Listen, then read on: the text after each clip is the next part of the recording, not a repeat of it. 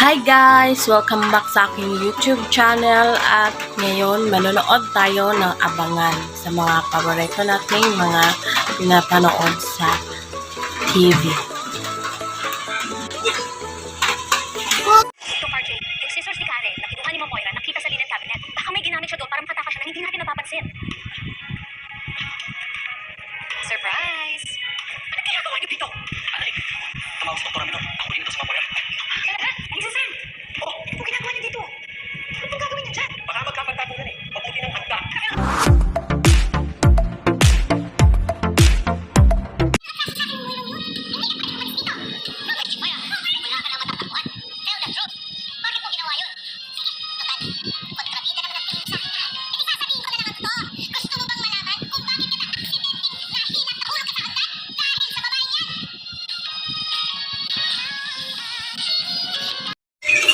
At yun lang ang abangan natin guys. At kung nag-enjoy kayo sa panonood ng mga teaser videos updates ko, please like and subscribe and click the notification bell para lagi kayong updated sa mga teaser videos update ko. At salamat pala sa mga nanonood ng videos ko kahit ganun ang edit. Pasensya na kayo guys para hindi siya mawala guys.